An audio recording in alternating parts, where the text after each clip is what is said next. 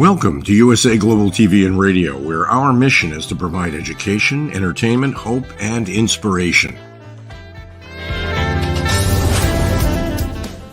USA Global TV and Radio connects you with experts and audiences all around the world every single day to help you succeed in business and to live a richer life.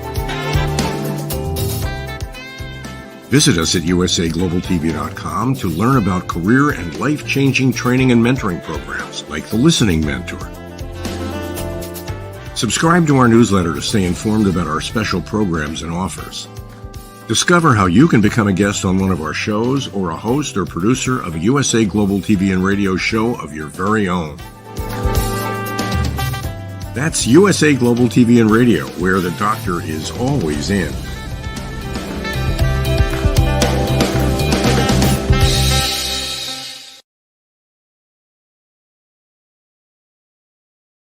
Happy Friday, happy Saturday, wherever you are in the world. Welcome to USA Global TV and Radio. I'm Dr. Jacalyn Kerbeck, and our show today is The Power of Etiquette and Manners, and it's sponsored by the British School of Excellence.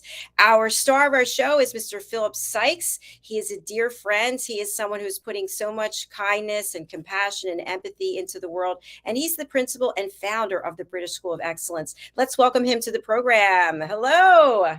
Hello. It's Friday, as you said, ready to celebrate Friday. Not sure about what the weather's doing where you are in the world, but I tell you what, the UK, we've been blessed for the last 2 weeks with incredible weather. Oh, that's fantastic. I love when it's sunny and bright. It makes you feel so good. I know here we're dealing with the deluge of air pollution from the wildfires in Canada, and the air quality was up to, I should say quality, with 279, which is really unhealthy. And today it's down to 131. So that's a good thing. That's devastating. You know, we really feel for everyone, especially the parts of the country that have been really hit hard. We sent messages to all our students in the US, just wishing them all the best. And, we can only hope and pray that it sort of gets under control very soon. Absolutely. I'm right there with you. Thank you, Philip. We have so many topics that we talk about on this show, and they're all really important. I just want to announce also, we were supposed to have a guest who had to cancel, unfortunately. So Philip and I will be handling the show, and it's always a lively and good conversation. So our topic today is something that makes people frightened. They don't want to talk about it, and it's about money. Money's a currency. It's an energy. And lately, I know myself, I found on social media, people I don't know are reaching out to me, asking me for money on LinkedIn, on Facebook. I need your help. And then it always has to do with money. And of course, we have charities that we work with that want our money. And of course, we have bills to pay that requires money. And we have the man and woman, the person on the street coming up and asking us about money. So let's dive into it, Philip. What is the philosophy when it comes to asking people for money? That's a huge question, firstly. Secondly, before I go into that, it's quite interesting where you see certain, I suppose, what's the word I'm looking for? Experiments, let's call it human experiments that have taken place over the years. And one of them is very much focused on what we talk about when it comes to, they set up a gentleman who sort of look at pleading poverty, and he goes into a restaurant and he asks people for a bite of their pizza. And everyone shies away, and then what they do is they rig it up that another person buys a pizza and goes and gives it to a homeless person, and the same chap who's asking around the restaurant if he could have a piece of people's pizza, and they're all shying away from him, he walks down the street and says to one of the homeless people, please, I'm really hungry, I haven't eaten today, may I share? And first thing that person does is offer him a slice of pizza. So it's quite interesting to see how we as human beings handle certain things, or what our mindset does to us and for us. It can really sometimes, I think, put us on the back foot, especially when, I suppose, you're taken by surprise. Is there any further question on that, or would you like to comment on that before I go into answering your wonderful question?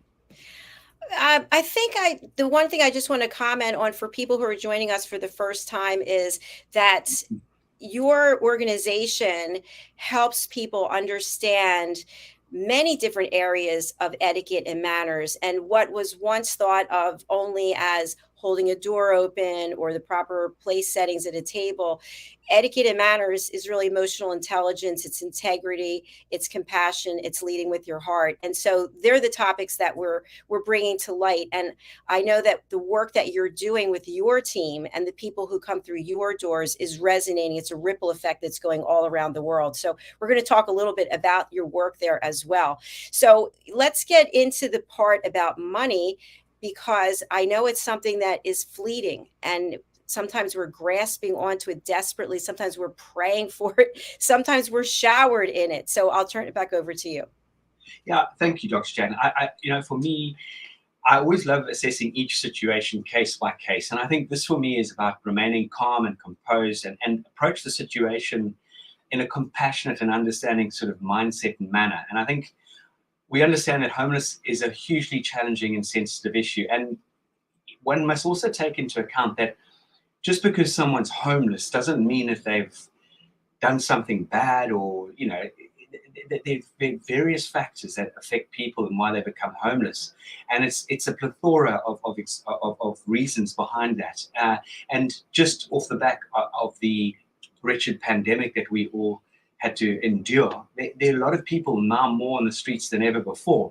And this is not just in countries where there's sort of a third world country. This is very prevalent globally. And I think for me, it's about making that conversation, if you feel comfortable, and take a real moment to talk to the person and listen to their story and show genuine interest. Now, I understand that sometimes we're in a fleeting rush and someone says, they've got their hand out and they're begging, then that's very different. And if you've got a few coins and you've assessed the person with your very quick assessment tool, and you feel that person could do with some money, wonderful. If you feel that money may be used to go and buy alcohol or feed a drug addiction, then again, I would then, if you're going into a store, buy some food and hand it to the homeless person on your way out.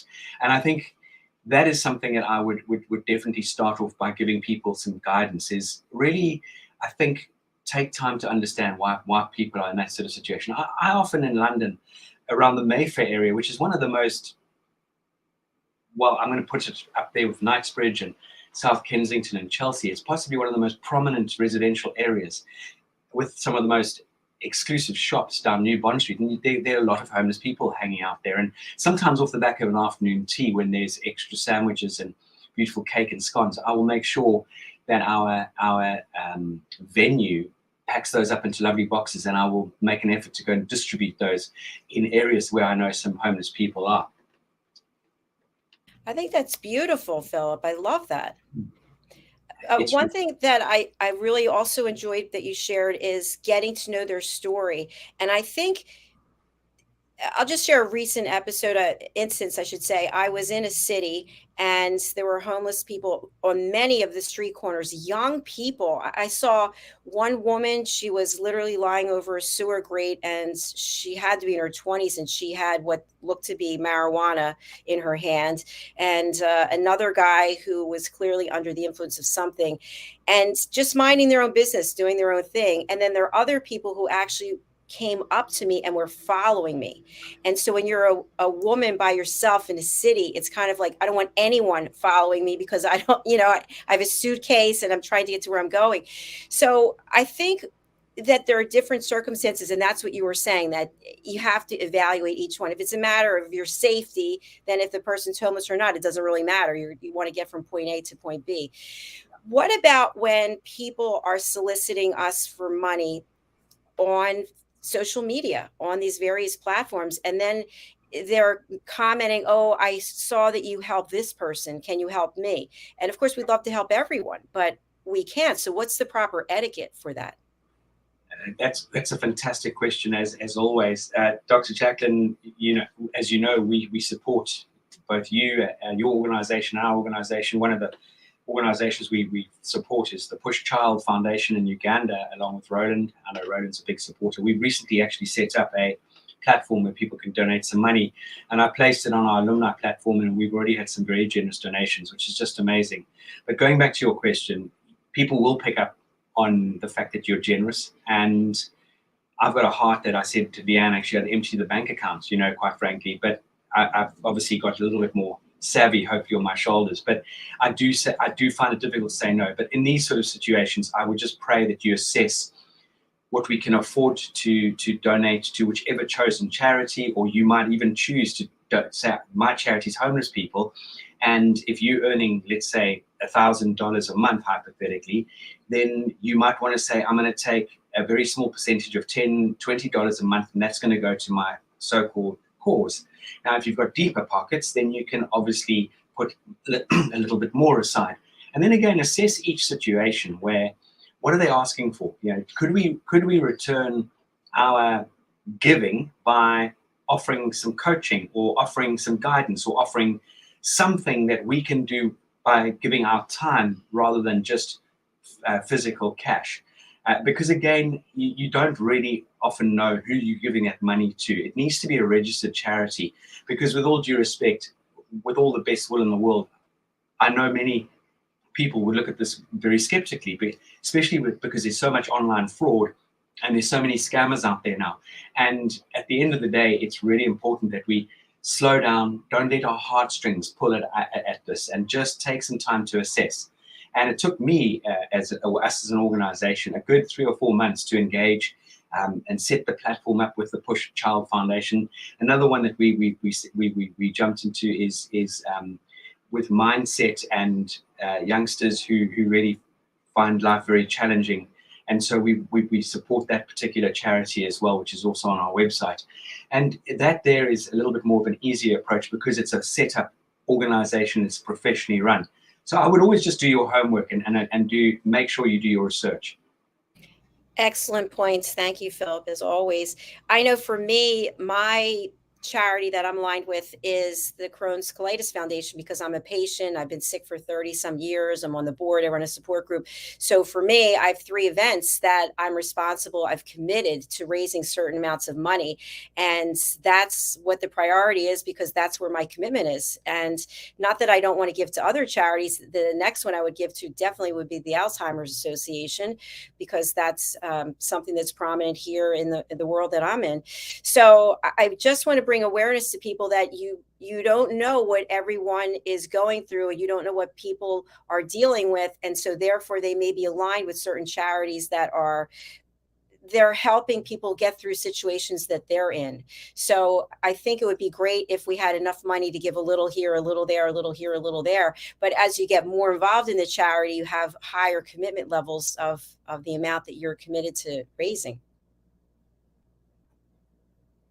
Philip, you're on mute. Absolutely, Dr. Jacalyn. I love that. And it really does make sense to maybe each year you change a charity just because you've worked and supported one charity, or you've got to a stage where you're making a little bit more money and you can then add another charity to your list. We tend to, we've alternated quite a bit now as an organization with our global partners. For example, Patrizia in Brazil. They go into the favelas, they go into the squatter, the sort of real hard beaten places in Sao Paulo, and they go and give of their time and their expertise and impart amazing education and tools with the power of etiquette and manners and emotional intelligence. And that's had some great traction. Again, I know Dr. Sadia in Pakistan, along with Shandana, are doing exactly the same sort of thing. So in every way we can contribute it. As I said earlier, it does not have to be a monetary value. Your time is more precious than actually money is, because we can go out there and earn more money, but we can't get more time back. So again, when we're giving our time freely into a good cause, it's got a huge double sort of whammy and even a bigger impact in so many ways. And here in the United Kingdom, we have a lot of charity shops, a huge amount of charity shops. So Oxfam, Princess Trust. So from Alzheimer's to you name it, we've got a charity shop that will support any major cause out there, give or take. And I know lots of people, including many of my friends, in between jobs, they took 2 or 3 weeks or 4 weeks and offered their time to go and work in these charity shops. So there are many ways we can add value. It's not all about the financial side of things, because again, when it comes to money, that can also get into the wrong hands and it can be misused, and we've seen that through many different organizations over the years. Brilliant. That's so true, Philip. You know, this morning I decided to go over on the Clubhouse app, which I haven't been on there in years.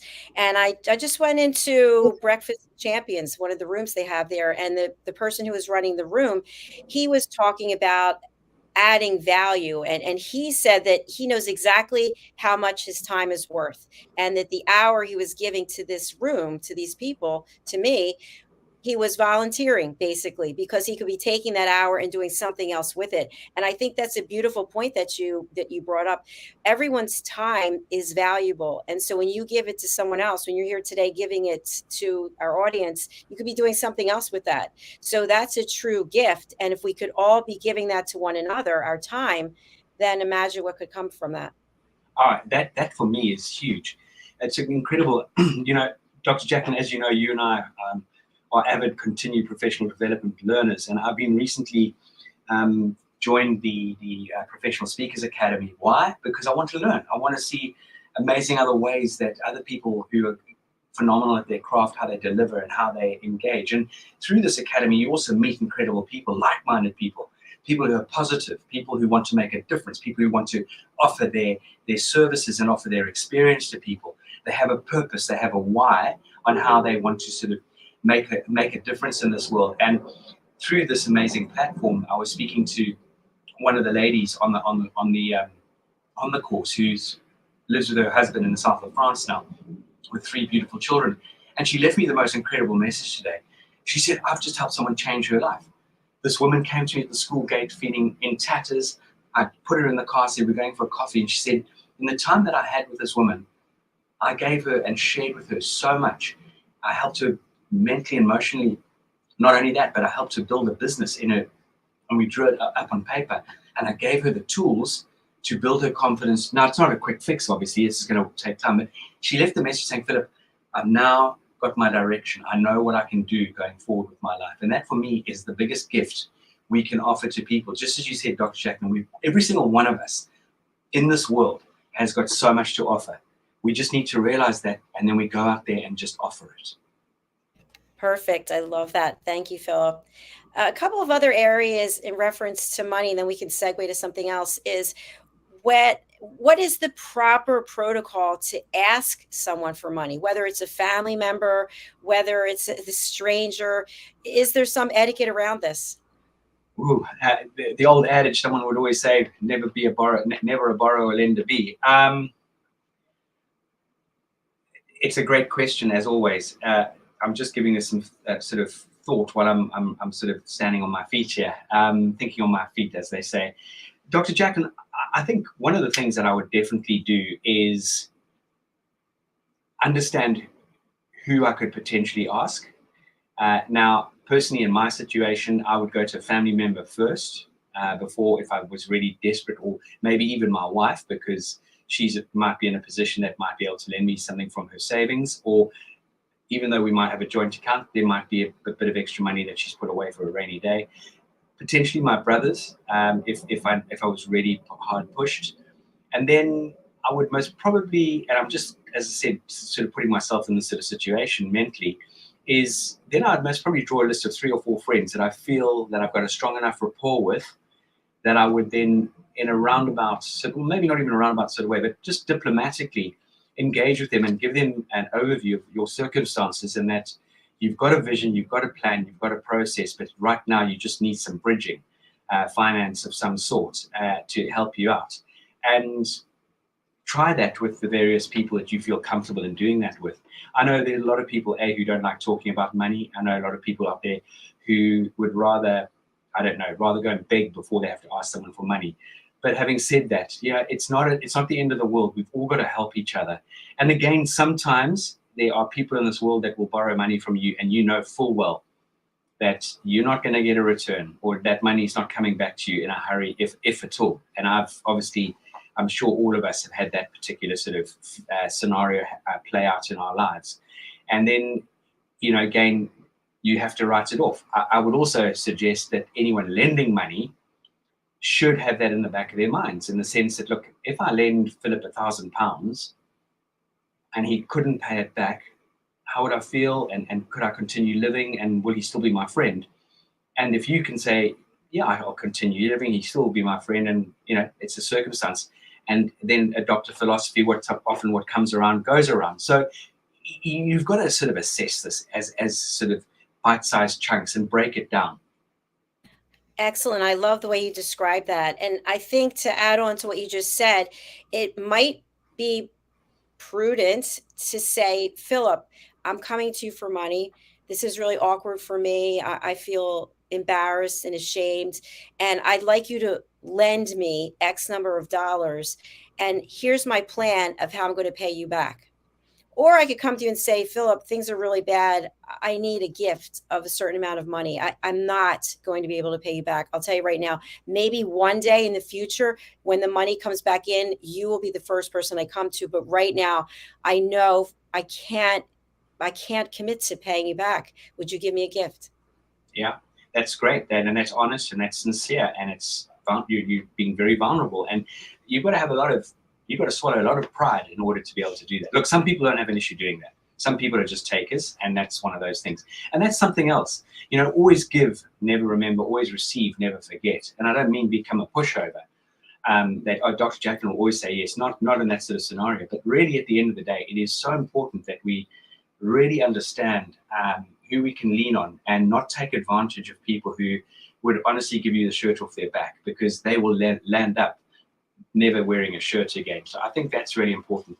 And again, something that's really, really fundamental here is whoever's asking you for money, be it a good friend or just someone that you sort of an acquaintance or someone you don't know, just with all due respect, I know this comes into as probably mistrusting someone. Just make sure that you're not lending them an amount of money that they're going to feed a habit with. It could be gambling, it could be alcohol, it could be drugs, it could be going out there and just squandering it. And funny enough, also, I think bringing this into play is advancing people money, even though they're going to do work for you. Just be very aware of that, because you never know what can happen. That is such a good point, Philip. And I'd like to discuss that a little bit, because more and more, I know with myself personally for this business, I'm working with contractors and people that I'm getting from reaching out to me online. They're in other countries. I don't know them. Some of them, actually, we have somebody on our team who does phenomenal work, does not speak English, and we work completely through a transcription service. So what do you think is a good policy in terms of what to pay and when? You decided to work with someone to do something, they ask you for all the money up front. That's the first option. They ask for a portion of the money and then the rest upon delivery, or you'll pay them upon delivery. Okay, three sort of answers for that. The first one is never all up front. Never. With all due respect. I mean, we don't go into a restaurant and sit there and they say, well, hold on, you must pay £200 or $200 before you eat, unless you're going to a function where you've got to pay in advance, or you're going to somewhere where you've got to buy tickets in advance to attend. But I'm talking, again, you don't go there and ask for that money up front and then serve them. Now, I know the industries such as airlines and the shipping world, the luxury cruise world, and there are certain businesses that you do need to pay up front because you're showing a commitment. Because if you let them down at the last second, then they're left empty-handed and they cannot fill that space. It's the same, I suppose, Dr. Jacalyn, in your coaching industry, in my coaching industry. If we don't get money up front, and in that person's, we've just had that sort of scenario with our beautiful London experience in London tour. An amazing woman, part of our trainer alumni. She put down a 25% deposit, and now she's turned around. She said she cannot make the journey for whatever reason.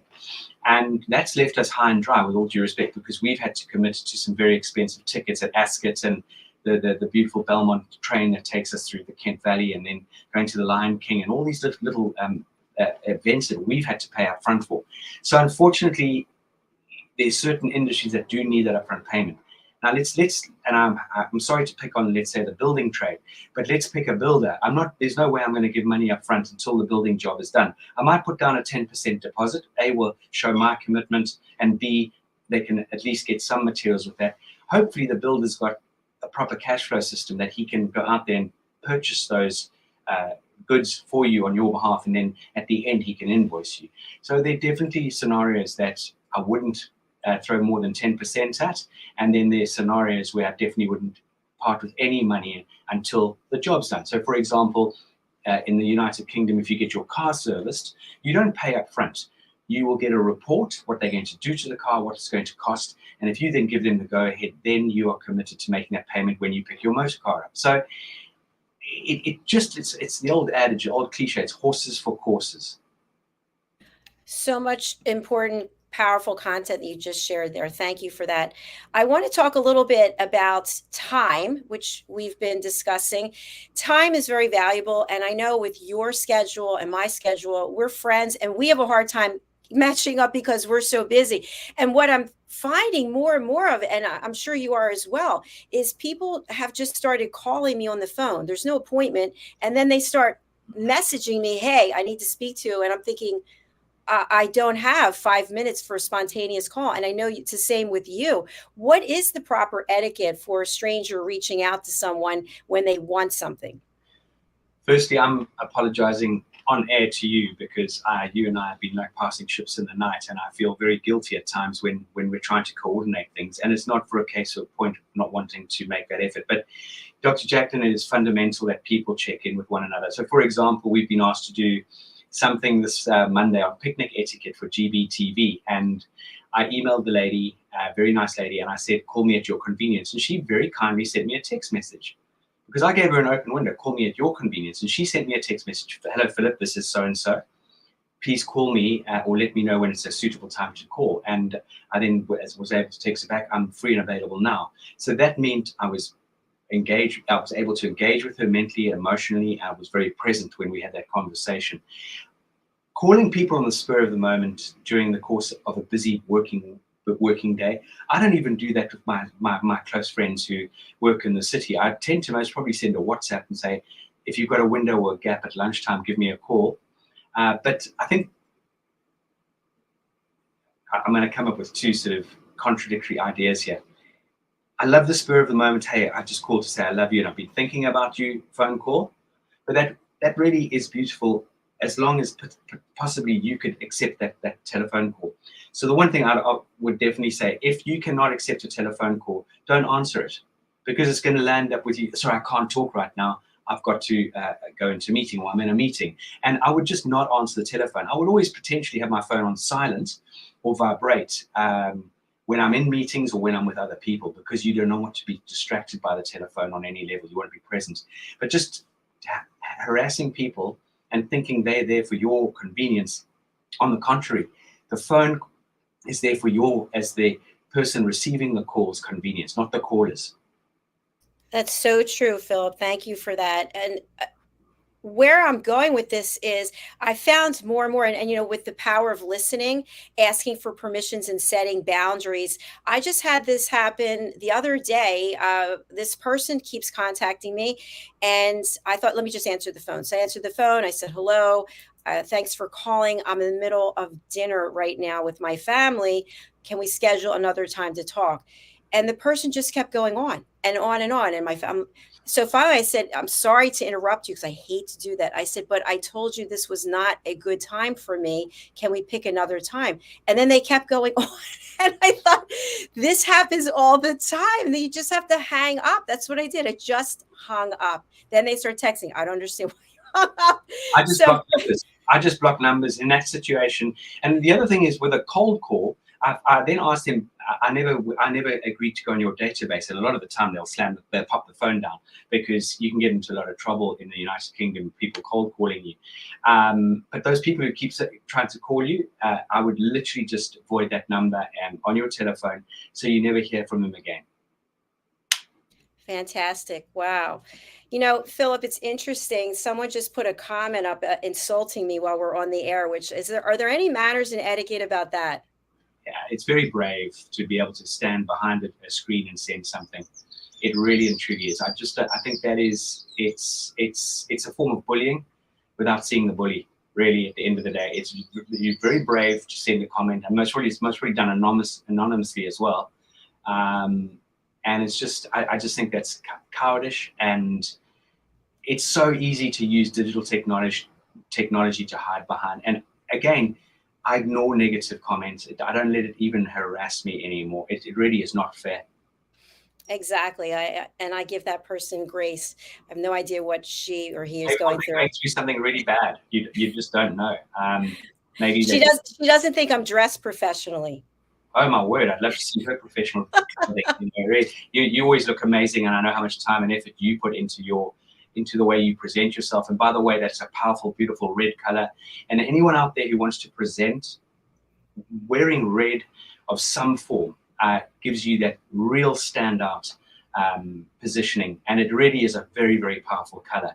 And red, especially on you, Dr. Jacalyn, especially with your complexion, if we were to get a color wheel and talk to a stylist or an image consultant, red would definitely be one of your very positive, proactive colors that suits you and your energy and your complexion. So, at the end of the day, I would never heed advice or guidance from anyone out there who can point fingers without any sort of platform, any sort of foundation, or any warranted understanding or example of why they're doing that.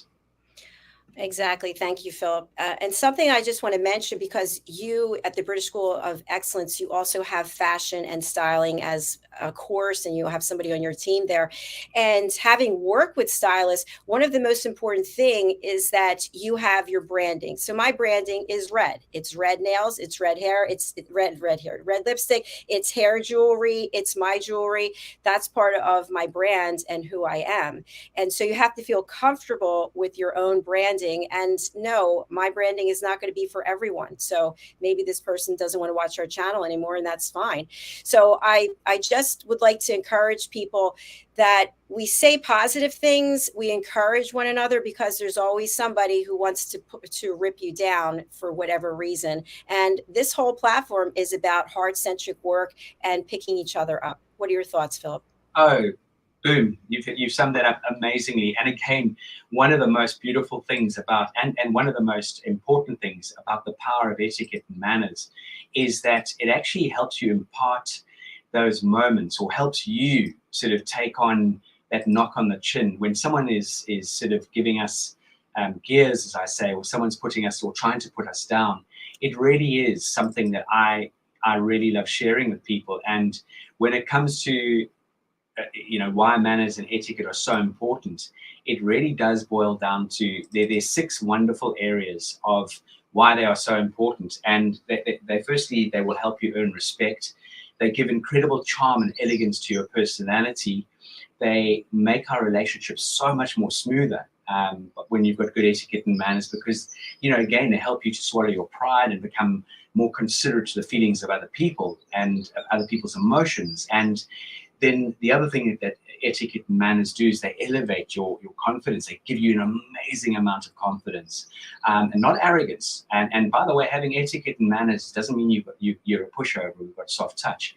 The other thing that etiquette and manners do is they really motivate us and they help us to stay sort of positive and happy, because when you're generous towards other people, for example, giving some of your time or complimenting or greeting someone with a beautiful smile, it really does elevate you. And that inner contentment is going to help you maintain a far calmer and very composed sort of demeanor. And even when we're faced with difficult situations, and for me, never stop showing good manners and being kind to other people. There's that wonderful mug we have here in the studio, in our organization, in a world where you can be anything, just be kind, and that for me is fundamental. It's about feeling good about yourself, which in turn it will elevate yourself and it'll give you that respect and keeps you motivated.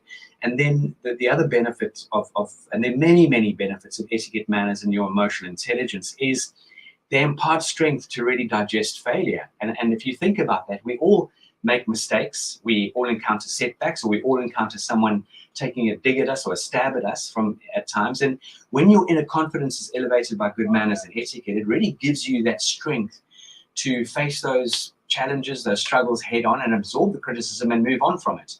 And again, in life, there's always going to be situations that test our good nature or our patience, or even threaten to knock us down. And I think, again, I know for a fact, with a really positive mindset, you can maintain your composure and turn those situations, those challenges into amazing opportunities. You can learn from it and you can absolutely grow from it. Powerful words and excellent discussion. Thank you so much, Philip.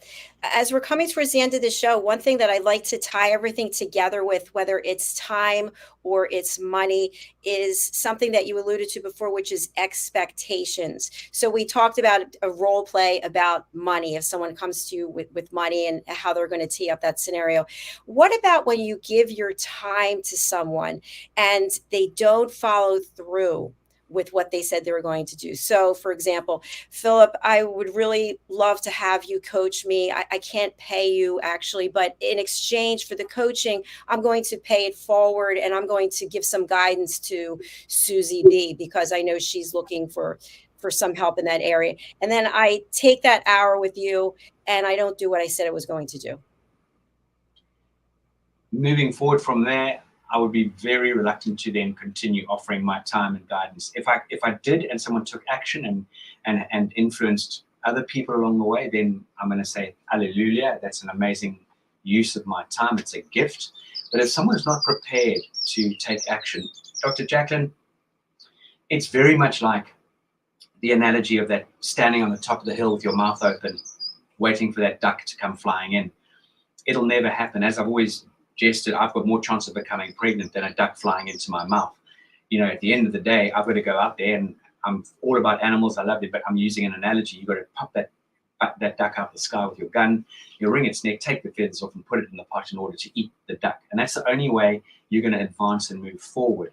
We don't have a crystal ball. We can't predict the future, but we can help ourselves and help other people by putting their best foot forward. And it's up to you at the end of the day to take action. Brilliant. That's so true, Philip. And I think also to tie that up with what we're discussing today is when you reach out to someone, if I reach out to Philip, I know how busy Philip is. And it's a blessing to just connect. If I'm going to have an ask for him, I better follow through because that's my credibility. That's my integrity. And he's now given something to me, and what am I going to do with it? Am I going to follow through? Am I going to take the guidance and wisdom that he's given to me and actually put it into action? Because so many times people will reach out, and I'm sure you get this too with all the courses that you teach, that you have there at your school. Could I just take the course for free? I'm an intern. Or I live in a part of the world where we don't have that kind of money. And then maybe you say, okay, we'll work something out in exchange. And then the person doesn't follow through, but you did what you said you were going to do. Would you then reach out to the person and say, hey, Bob, I did XYZ. You said you were going to do PDQ and neither happened. So where do we go from here? Well, find out what the explanation is. Maybe something did happen that prevented them from taking action. Again, maybe it's a mental block. One doesn't know. So I would always address the situation. I wouldn't do it aggressively. I would just go and say, hey, is everything all right? Because, and you might sort of, well, not might. I would always put a bit of positivity forward and say, look, I know you often a lot of the time follow through with things. And on this occasion, you haven't. May I ask why? What's the challenge? Is there something I can do to encourage you? And if you can see that that's falling on deaf ears, then just say, look, you know where I am if you need me. But for this to continue, I need to see you taking some action. And until I see that action, then I'm not really going to be giving you any of my free time going forward. That was perfect. I love what you said. Now, I bet there's some people out there who could follow through for the whole thing until it was addressing the person, saying, listen, until you follow through with what you said, I'm not going to be able to help you. That's a tough one for people to actually stand up in their power and in their own respecting of their own boundaries and their own time. What are some tips that you can give people so they can walk into their own glory in this way? For me, it's about structure and planning, and it really is. It's about looking. Well, firstly, what do you want to achieve in life? And again, it's not going to come and land in your lap. It's not. If you show up in any situation, one of the opening when we discuss and launch any of our training programs, whether it's youngsters, teenagers, young 20-somethings into 30, 40, 50, 60, 70-year-olds, we get them to write down 4 things to start off with once we've gone through our introduction. And one of them in those 4 sentences is one person, one opportunity can change your life for the rest of your life. But that can only happen if you show up, if you present yourself in the right light, if you put that best foot forward. In other words, get yourself noticed because you made an effort. And then on the other side of the coin, you are the change and you can be the change. And people are looking up to you as a potential mentor and you don't even know about it. So whether we like it or not, come hell or high water, there are people that will be looking up to other people and you will never know who that might be or what the situation is. But they are in awe of that person. For them, it's a mentor and they are striving and thriving to be better than they were yesterday. But again, going back to that whole scenario, if you're not prepared to put that your best foot forward, you cannot expect for things just to start happening in your life. Everything's about give and take. That's just life. Philip, once again, you have just brought everything into a beautiful package for people to take. So I thank you for doing that. And I know you have a special event that's coming up. I wish I could be there. So tell us what it is and are there any openings? We've had 1 or 2, we had 1 cancellation, but we are so excited. I mean, I have such an amazing team and we had a team meeting the other day and I just said, I just want to thank you. I'm in awe of everyone's hard work and you've just been incredible. And I'm very blessed in the sense that there's a very level platform in this organization and everyone's got their own opportunity to make decisions and do things. And the energy and the effort and the passion we have in our organizations is, if you could combine that energy, you could almost fly to the moon. It's just unbelievable.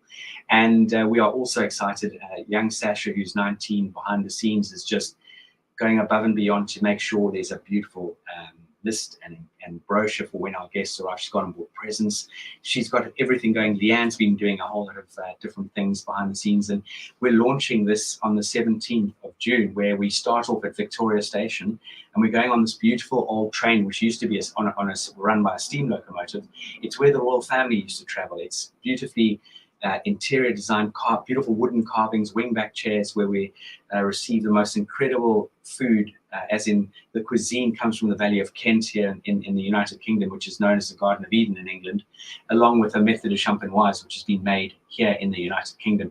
For those of you out there, the United Kingdom is producing some incredible method de champenoise. In other words, champagne, but they're not allowed to call it champagne. It's sparkling wine made in exactly the same way as champagne, and it's rivaling some of the top champagne houses. So we're going to be going through the Kent valleys for Saturday. Sunday, they've got the day off. Monday, we've got going to the Covent Garden Flower Market, which is an experience in itself. The students are going to pick their own flowers, and then they're going to go back to the studio and then do an amazing flower arrangement. Then that afternoon, we are going to have a fine dining experience. And then I've got an amazing surprise for them when it comes to coaching and guidance in the coaching world.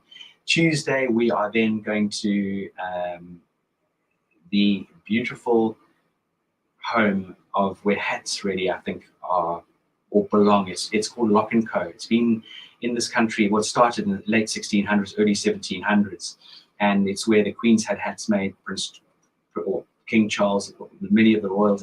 It's one of the go-to places here in the United Kingdom. Then we're going to Floris, which is a perfumery that's been in the family for 9 generations.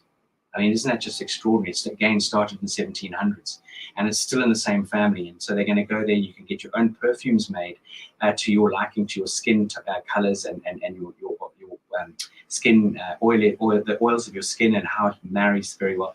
Then lunch at Fortnum & Mason's. Then that afternoon, we've got a beautiful stylist coming along who is going to just be incredible. And then we've got one of our past students sharing her incredible stationery that she's created and the power of the pen.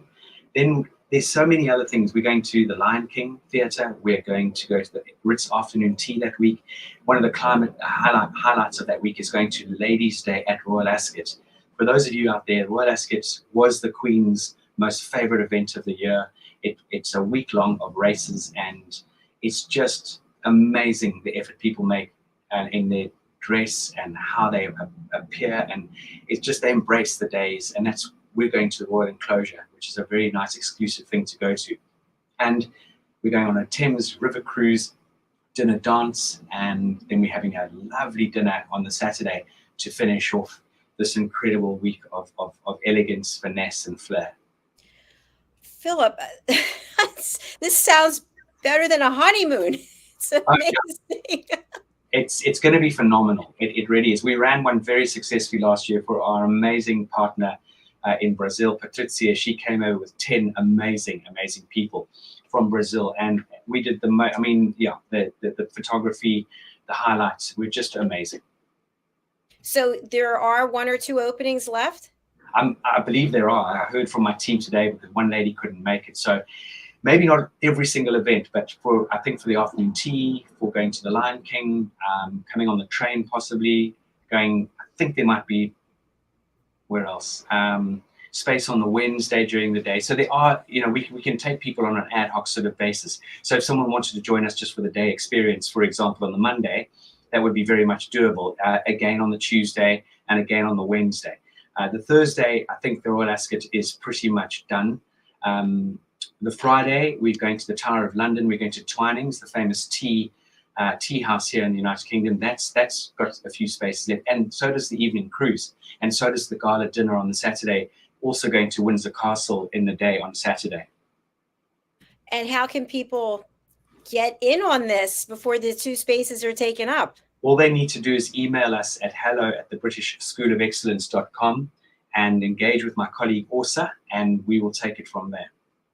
Fantastic. Well, Philip, I'd be remiss if we didn't have an opportunity as we close out just for you to talk about some of the courses. How can people sign up?